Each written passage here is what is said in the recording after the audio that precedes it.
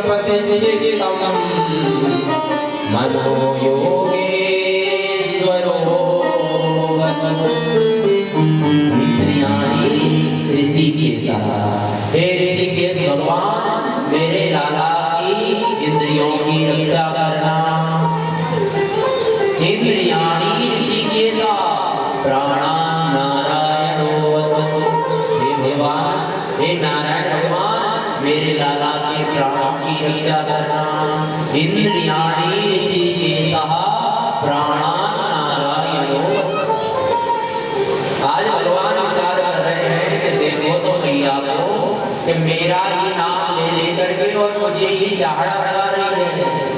मेरा ही नाम ले लेकर के और मुझे ही झाड़ा लगा रही है। देखिए आज 8 श्लोकों में मैया ने बाल बच्चा का कवच पढ़ करके जो झाड़ा लगाया है।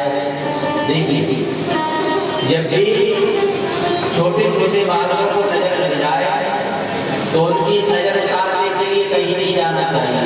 क्या करना चाहिए कि गैया की पूंछ से और ये 8 श्लोक का बाल बच्चा कवच पढ़ करके झाड़ा लगा दो, सारी नजर उतर जाएगी। आज गैया ने वही किया। गैया की पूंछ से और 8 श्लोकों में दिव्य बाल बच्चा कवच पढ़ करके जो झाड़ा लगाया तो भगवान की नजर उतारी है। इंद्रियाणि ऋषिकेश प्राणान् नारायणो स्वेदकेशं मनो योगेश्वरो। हे ऋषिकेश भगवान, मेरे लाला की इंद्रियों की रक्षा करना। हे नारायण भगवान, मेरे लाला के प्राणों की रक्षा करना। आज भगवान का नाम लेकर ही मैया ने भगवान को ही झाड़ा लगाया है। अब तो उधर से नंद बाबा का आगमन हुआ है।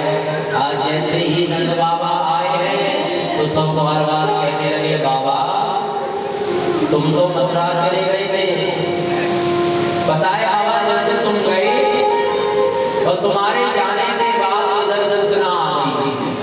और पता है बाबा पूतना ने क्या किया, तो वो अपने लाला को लेकर के भाग गई थी।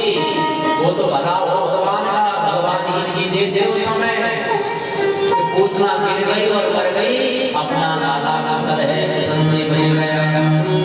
अब तो नंद बाबा कहने लगे कि आज मुझे पक्का विश्वास हो गया कि वसुदेव की भविष्यवाणी कभी गलत नहीं होती थी। बताए भैया, जब मथुरा में था तो वसुदेव ने मुझसे कहा था कि बाबा जितनी जल्दी हो गोकुल चले जाओ, क्योंकि तुम्हारे जाने से पूर्व ही गोकुल में संकट आने वाला है।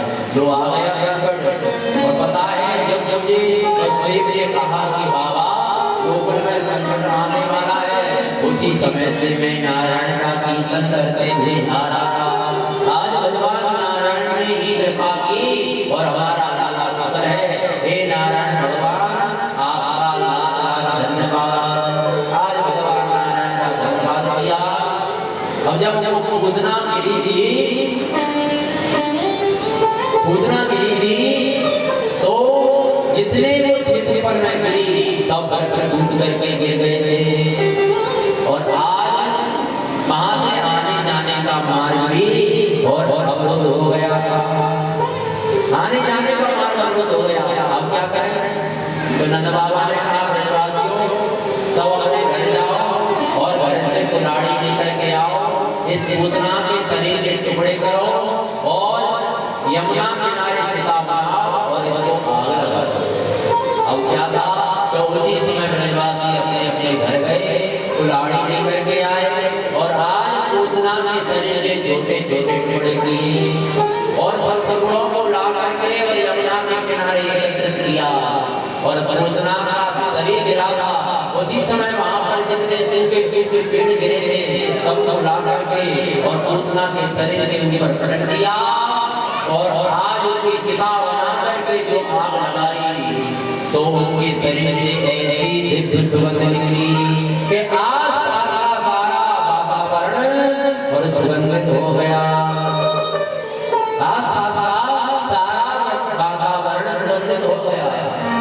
अब तो परिचित प्रश्न किया गया, पूतना तो बड़ी पापी थी, महापापी थी।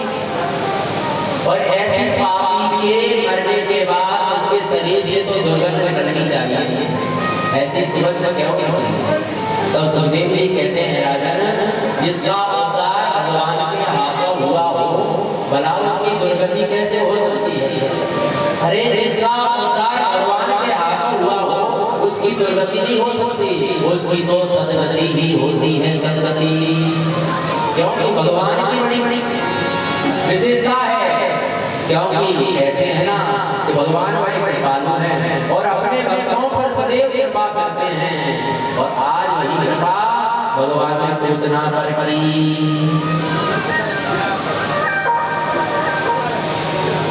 आज भगवान ने वही कृपा पूतना पर की, और आज पूतना के शरीर से दिव्य सुगंध निकली है, तो आस पास का सारा वातावरण और सुगंधमय हो गया है। जय जय श्री राम।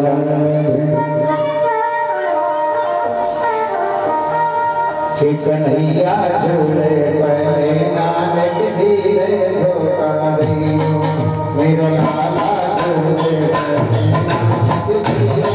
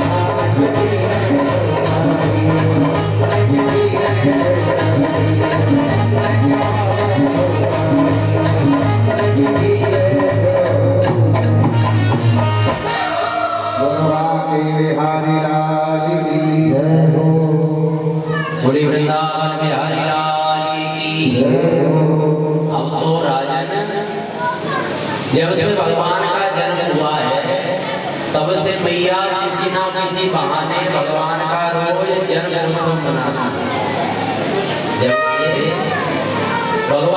जन्म हुआ है तब से किसी ना किसी बहाने मैया रोज भगवान का जन्म बना रही है। अब तो ये भगवान का जन्म नक्षत्र आया है, एक दिन भगवान का जन्म नक्षत्र आया। अब तो मैया ने और पूरे गोकुल में बलुआ दिला दिया कि आज मेरे लाला के जन्म का नक्षत्र है, तो आज मेरे लाला का जन्मोत्सव मनाया जाएगा। रोहिणी नक्षत्र आया तो आज रोहिणी नक्षत्र में मैया भगवान का जन्मोत्सव मना रही है। और गोपियां बधाई लेकर के आ रही हैं, आज गोपियां बधाई लेकर के आई और जो आकर के आंगन में नाचने लगी तो अब मैया कहने लगी, हरी गोपियों जरा शांत हो जाओ, हरी गोपियों जरा शांत हो जाओ, अभी मैंने लाला को दूध पिला करके सुलाया है, तुम शोर करोगी तो वो जाग जाएगा।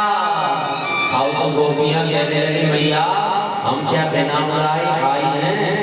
अरे मैया तुमने ही तो बुलाया है तभी तो हम आई हैं, हम बिना बुलाए तो आई नहीं है। मैया तुमने बुलाया है तभी हम आई हैं, तुमने बुलवा दिलाया है कि लाला का जन्मोत्सव है, इसलिए तो हम आई नहीं है। अब तो मैया कहने लगी, गोपियों ऐसा करते हैं कि लाला को मैं कहीं दूर सुला आती हूँ, मैं लाला को कहीं दूर सुला आती हूँ और फिर तुम खूब नाना। अब क्या था कि मैया ने लाला का पन्ना उठाया, मैया ने लाला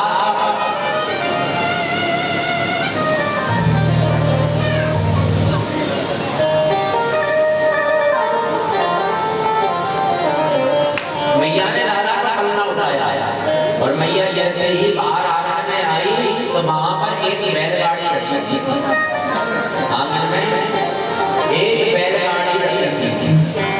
आप सब ग्रामीण लोग बैलगाड़ी पर सब जानते हैं। तो एक बैलगाड़ी रखी थी तो मैया ने क्या किया कि भगवान का पन्ना लिया और बैलगाड़ी में जहाँ पर छीका बांधा जाता है, बैलगाड़ी में जिस जगह छीका बांधा जाता है उसी जगह मैया ने भगवान का पन्ना रखा। अब आंगन में जगह कम थी, आंगन में जहाँ देखो वहाँ दूध दही के मटके रखे थे, तो पता है मैया ने क्या किया कि दूध दही के मटकों को ले जाकर उसी बैलगाड़ी के ऊपर रख दिए, एक के ऊपर एक सब मटका बैलगाड़ी में जमा दिए। आंगन खाली हो गया, अब आंगन में जगह हो गई। अब मैया ने कहा, अब गोपियों को खूब नाचो गाओ उत्सव मनाओ। अब इधर गोपियां खूब नाच रही हैं, गा रही हैं, उत्सव मना रही हैं।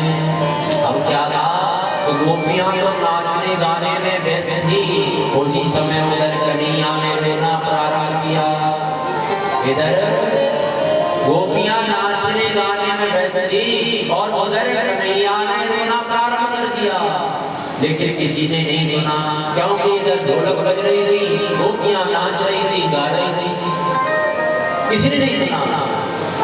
और उसी समय क्या हुआ कि भगवान ने अपने चरण का प्रहार उस बैलगाड़ी पर किया और वो आसमान में उड़ती गई और धमाधम होकर के नीचे गिर पड़ी। सब चकना शुरू हो गया और सब दूध दही के मटके टूट गए, आंगन में दूध दही की कीच मच गई।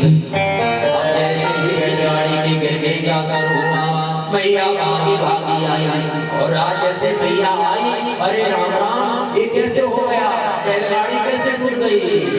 तब वहां पर नन्हे बालक खेल रहे थे, उन बालकों ने कहा, पता है मैया तुम तो नाचने गाने में व्यस्त थी और उसी समय लाला को जोर की भूख लगी तो लाला रो रहा था, और जब लाला के रोने का स्वर आपने नहीं सुना मैया, उसी समय लाला ने अपने चरण की धोकर बैलगाड़ी में मारी और बैलगाड़ी और धमाल को करके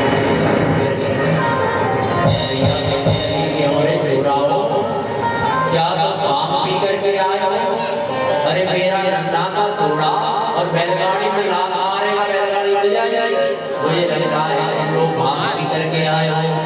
आज मैया ने लाला को उठाया, अपने हृदय से लगा दिया और भगवान का लाख लाख धन्यवाद किया। अब भगवान ने बैलगाड़ी में लाला को, इसका बड़ा सुंदर कारण है कि हिरण्याक्ष का एक पुत्र था और उसका नाम था उत्कर्ष। हिरण्याक्ष का एक पुत्र था, उसका नाम था उत्कच। उत्कच ने क्या किया कि एक बार लोमस महात्मा के आश्रम में प्रवेश किया। आज जैसे ही उत्कच लोमस ऋषि के आश्रम में आया तो उसने क्या किया कि लोमस ऋषि के बगीचे को उजाड़ दिया। सुंदर सुंदर लाल वृक्ष थे, सब उसने उखाड़ करके फेंक दिए। बढ़िया सुंदर सुंदर आम के वृक्ष थे, केले के पेड़ थे, सुंदर सुंदर लाल वृक्ष थे, तो उत्कच ने सारा बगीचा उजाड़ दिया। और लोमस महात्मा ने देखा तो महात्मा को आया क्रोध और तुरंत हाथ में जल लिया और उत्कच को साफ दे दिया कि आज के बाद तू देहहीन हो जाएगा, आज के बाद तू देहहीन हो जाएगा, आज के बाद तेरा शरीर दिखेगा नहीं, आज के बाद तेरा शरीर दिखेगा नहीं। अब तो चरणों में गिड़गड़ा रहा हो, इससे तो अच्छा आप मुझे मृत्यु दंड दे देते। अरे जब मैं किसी को देखूंगा नहीं, किसी का स्पर्श नहीं करूंगा, तो फिर मैं ऐसे जीवन को जी करके क्या करूंगा। अरे भगवान, इससे तो अच्छा आप मुझे प्राण दंड दे देते, इससे तो अच्छा आप मुझे प्राण दंड दे देते, मैं मर जाता है तो वही अच्छा था। लेकिन लोमस महात्मा को आ गई दया और कहने लगे, जब द्वापर युग में भगवान नारायण कृष्ण के रूप में अवतार लेंगे और तब सकट भंजन करेंगे और सकट भंजन लीला के द्वारा तेरा उद्धार करेंगे। बोलिए भगवत भगवान की जय, वृंदावन बिहारी लाल की जय।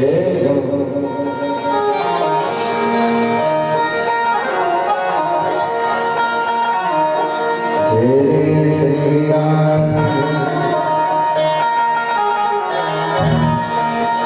कि सावरे को दिल में बसा करके देखो, दुनिया से मन हटा करके देखो, दुनिया से मन